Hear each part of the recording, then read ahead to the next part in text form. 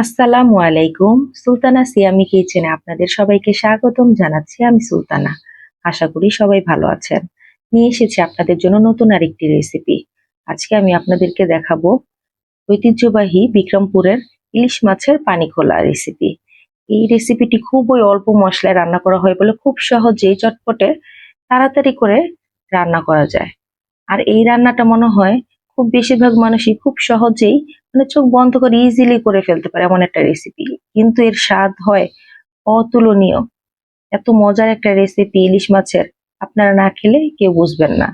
চলুন রেসিপিতে চলে যাই। প্রথমে আমি ইলিশ মাছকে ডিপ থেকে বের করে পানিতে ভিজিয়ে রেখেছিলাম। যখন এটা ডিপ থেকে ছাড়ানো হয়ে যাবে তখন আমি আঁশ ফেলে ভালো করে মাছটা কুটে ধুয়ে লবণ দিয়ে রেখেছিলাম। মাছ ধুয়ে লবণ দিয়ে একটু রাখলে মাছের ভিতরে লবণটা ঢুকে যাবে, তখন রান্না করলেও ভালো লাগবে। আমি ১ ঘন্টার মতো লবণ দিয়ে রেখেছি, তারপর সুন্দরভাবে ধুয়ে পরিষ্কার করে নিয়েছি। আর মাছের ভিতরে ডিম ছিল, ডিমটা আমি আলাদা করে রেখেছি। আর এখন যেহেতু পানি খোলা, এই মশলাটা করে কি সবাই ব্লেন্ড করে নেয়, তাই আমি এখানে কিছু পেঁয়াজ, কাঁচামরিচ, রসুন আর জিরা একসাথে ব্লেন্ড করে নিয়েছি। এটা শিলপাটাও বেটে নিতে পারেন, আমি ব্লেন্ডারে করেছি, আমারটা তাড়াতাড়ি হয়ে গেছে।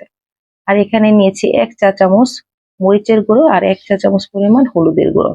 আমি দুইটা মরিচের গুঁড়ো আর হলুদের গুঁড়ো একসাথে করে আমি সুন্দরভাবে একটু পানি দিয়ে গুলিয়ে নিয়েছি। তাহলে হবে কি, রান্না করলে এই স্বাদটা বেশ ভালো হবে, তাই আমি আগেটাকে আলাদা করে গুলিয়ে নিয়েছি। এখন একটা প্যান নিব। এই প্যানের মধ্যে আমার ব্লেন্ডার করা যে পেঁয়াজ, রসুন, জিরা এবং কাঁচামরিচের পেস্টটা আছে এটা সুন্দর করে দিয়ে দিব। আর সাথে দিয়ে দিব হলুদ মরিচের গুঁড়ো, যেটা আমি পানি দিয়ে ভিজিয়ে রেখেছিলাম সেইটা। এটা দেওয়ার পর আমি দিয়ে দিব পরিমাণ মতো লবণ। লবণ দিয়ে দিব সরিষার তেল। আপনারা এই রান্নাটা অবশ্যই সরিষার তেল দিয়ে করার চেষ্টা করবেন, কারণ অথেন্টিক পানিখোলা রেসিপিটি কিন্তু এই সরিষার তেল দিয়েই করে। এখন সরিষার তেলটি দেওয়ার পর আমি সব মশলাগুলো হাত দিয়ে সুন্দরভাবে মেখে নিব। এই রান্নাটা কিন্তু খুবই সহজ, খুবই ইজি প্রসেসে করা হয় এবং খুবই অল্প মশলা দিয়ে করা হয়, তাই এটা কিন্তু খেতেও দুর্দান্ত হয়, খুবই মজা। দেখেন এখন এই কালারটা কিন্তু অনেক সুন্দর হয়েছে, দেখতেই কত ভালো লাগছে। এটা যখন রান্না হয় তখন কিন্তু খেতে, দেখতে যেমন সুন্দর, খেতেও হয় দারুণ, খুব ভালো লাগে। এখন সব মাছগুলি মাখানো হয়ে গেলে সব মশলার মধ্যে সবগুলি মাছ একসাথে সুন্দর করে দিয়ে দিব। আর দিয়ে এটাকে সুন্দরভাবে হাত দিয়ে নেড়ে চেড়ে সুন্দরভাবে মাখিয়ে নিব, যাতে সব মশলা সুন্দরভাবে মাছগুলির মধ্যে মিশে যায় এবং ঢুকে যায়। এইভাবে করে আমি সুন্দরভাবে মাখিয়ে নেব। দেখেন আমি সুন্দরভাবে মাছগুলিকে মাখিয়ে নিচ্ছি।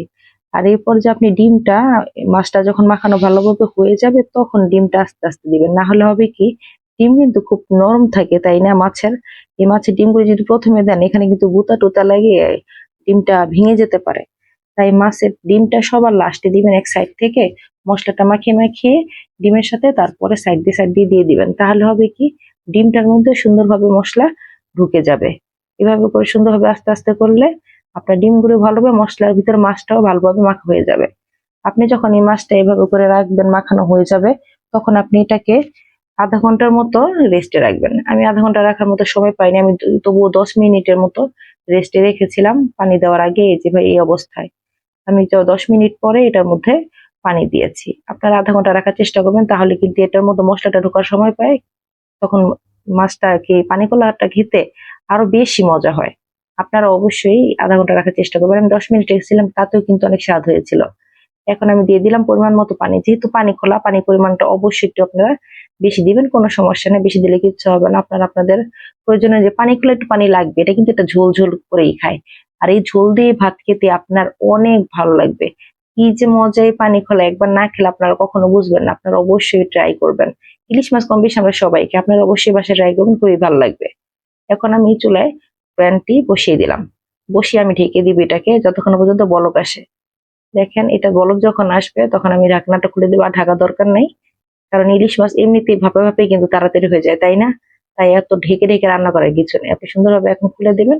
খুলে দেওয়ার পর আস্তে আস্তে এটাকে হালকা করে একটু নেড়ে দিবেন সব সাইড থেকে, যাতে কোনোটা না লেগে যায়। যেহেতু মাখিয়ে বসেছি, দেখেছেন পানি খোলায় পানি থাকবেই, অনেক সুন্দর একটা ফ্লেভার আসছে। যেহেতু এটার মধ্যে কোনো আদা নেই, তাই এখানে আদা রসুন, আদা মানে রসুন, ইলিশ মাছে আদাটা কখনো আর কি এমন একটা যায় না, তবুও আমরা খাই, তাই না? কিন্তু অথেন্টিক পানি খোলায় এই কোনো আদা যায় না, তাই আমি এখানে রসুন আর জিরাটা ব্যবহার করেছি। রান্নার প্রায় শেষের দিকে আপনারা কিছু দিয়ে দিবেন কাঁচামরিচ, এটা গোটা কাঁচামরিচ দিয়েছি, আস্ত কাঁচামরিচ আপনারা ইচ্ছে করলে অ্যাভয়েড করতে পারেন, কাঁচামরিচ দিলে কি ফ্লেভারটা বেশ ভালো হয়। আমি ব্লেন্ডার করার সময় কাঁচামরিচ দিয়েছি, তারপরে আবার শুকনো মরিচের গুঁড়ো দিয়েছি, তাই এখানে কাঁচামরিচটা আমি আস্ত দিয়ে দিলাম, চিড়ে না দিলাম, কারণ তাহলে অতিরিক্ত ঝাল হয়ে যাবে। যার দরকার সেভাবে খেতে পারে, আর ফ্লেভারটা বেশ ভালো হয়। পানি খোলা এই কাঁচামরিচের ফ্লেভারটাই বেশ ভালো হয়। এই পানি খোলাটা কিন্তু হলুদ ছাড়াও রান্না করা যায়। আমি হলুদ দিয়েছি, আপনার ইচ্ছে করলে হলুদটা অ্যাভয়েড করতে পারেন, তবুও খেতে অনেক মজা। ইলিশ মাছ যেভাবে রান্নবে সেভাবেই মজা। দেখেন কাঁচামরিচ দেওয়া 10 মিনিট পরে ঝোলটা আর একটু কমেছে, আমার কিন্তু রান্নাটা হয়ে গেছে।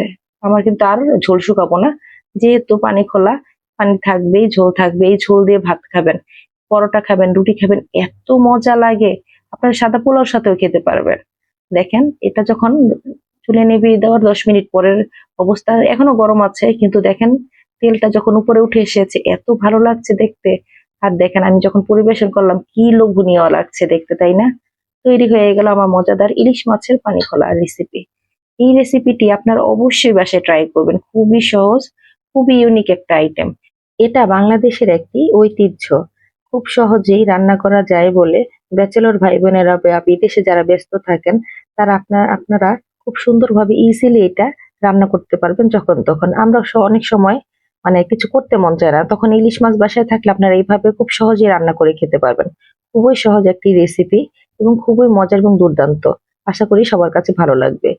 আমার রেসিপি যদি আপনাদের কাছে ভালো লাগে তাহলে আমার চ্যানেলের পাশে আপনারা সবসময় থাকবেন। আমার চ্যানেলটিকে লাইক, কমেন্ট এবং শেয়ার করে সবসময় আমার পাশে থাকবেন। আর আমার চ্যানেলটিকে অবশ্যই সাবস্ক্রাইব করে দিবেন।